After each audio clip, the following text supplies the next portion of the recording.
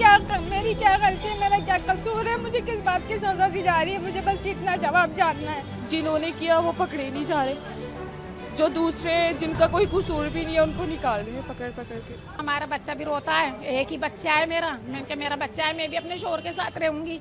इतने महीने हो गए, सारे हमने रूल्स फॉलो करे इनके, लेकिन फिर हमें किस बात की सजा दी जा रही है, बस मुझे ये जानना है। इतने भी बेरहम मत बनो, बहुत गलत कर रहे हो। वो माँ कैसे रहेगी, उसकी कंडीशन देखो, आप लोग मर जाएगी यार वो। 22 अप्रैल को जम्मू कश्मीर के पहलगाम में हुए भीषण आतंकी हमले के बाद भारत और पाकिस्तान के बीच तनाव अपने चरम पर है। इसी बीच एक और मानवीय संकट ने जन्म ले लिया है। वाघा अटारी बॉर्डर पर फंसे दर्जनों पाकिस्तानी नागरिक, जिनमें महिलाएं, बुजुर्ग और बच्चे शामिल हैं। पाकिस्तान ने 29 अप्रैल के बाद अपने नागरिकों की वापसी पर रोक लगा दी है, जिससे अब हालात और गंभीर हो गए हैं। भारत की ओर से वीजा अवधि समाप्त होने पर लोगों को लौटने के लिए कहा गया, लेकिन पाकिस्तान ने बॉर्डर का गेट बंद कर दिया। नतीजा ये हुआ कि कई पाकिस्तानी नागरिक सीमा पर फंसे रह गए, जहां उनका सहारा अब सिर्फ मानवीय सहायता है।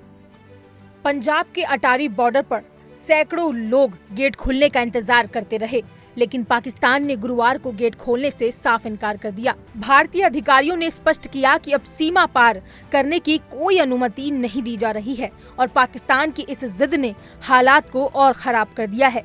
ऐसे में मदद के लिए आगे आए हैं सिख वॉलंटियर, जो फंसे हुए लोगों को खाना और दवाइयों की मदद दे रहे हैं। ये संकट उस समय और गहरा हो गया जब पता चला कि कुछ लोग काफी समय से भारत में रह रहे हैं और अब उन्हें जबरन निर्वासित किए जाने का डर सता रहा है। बॉर्डर पर पहुंची सईदा सगीर फातिमा और उनकी बहन सईदा जमीर फातिमा, जो लाहौर में जन्मी लेकिन दशकों से श्रीनगर में रह रही थीं। जब गेट बंद होने की खबर मिली तो उन्हें एक और से राहत मिली कि अब उन्हें जबरन पाकिस्तान नहीं भेजा जाएगा। सईदा सगीर शारीरिक रूप से विकलांग हैं और जब उन्होंने मीडिया से बात की तो भावुक होकर बोली, हमें वहां कौन ले जाएगा, हमारी आखिरी सांस भारत की धरती पर हो। उनका दर्द वहां खड़े हर व्यक्ति की आंखों में साफ झलक रहा था।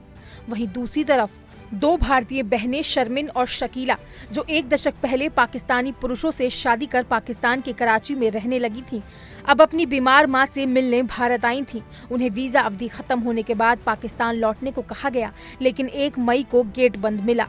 भारतीय पासपोर्ट लेकर अपने बच्चों के साथ खड़ी ये बहनें अंधेरे में थीं कि अब आगे क्या होगा। उनके भाई मोहम्मद शारिक, जो उन्हें विदा करने आए थे, उन्होंने कहा, हमारा जीवन दोनों देशों से जुड़ा है और हम कहीं के नहीं रह गए। इस मानवीय संकट की मार सिर्फ सीमावर्ती इलाकों तक ही सीमित नहीं है। राजस्थान में काम कर रहे हिंदू पाकिस्तानी मजदूरों की स्थिति भी कुछ ऐसी ही है। इनमें से एक मजदूर गणेश ने कहा, हम यहाँ रोजी रोटी के लिए आए थे, परेशानी के लिए नहीं। अब जब वापस भेजा जा रहा है तो डर है कि पाकिस्तान में हमारा क्या होगा। धार्मिक अल्पसंख्यक होने के नाते उनका जीवन पहले से ही मुश्किलों से भरा है। वाघा बॉर्डर पर इंसानियत राजनीति के हाथों बेबस खड़ी है। ये घटना सिर्फ एक कूटनीतिक मसला नहीं, बल्कि सैकड़ों परिवारों की जिंदगी का सवाल बन चुकी है और अब पूरा देश पूछ रहा है, क्या सियासी खींचतान में इंसानियत को यूं ही कुचला जाएगा? इस खबर पर अपनी राय कमेंट सेक्शन में जरूर बताएं और ऐसे ही तमाम खबरों के लिए इंडिया डेली को सब्सक्राइब करना ना भूलें।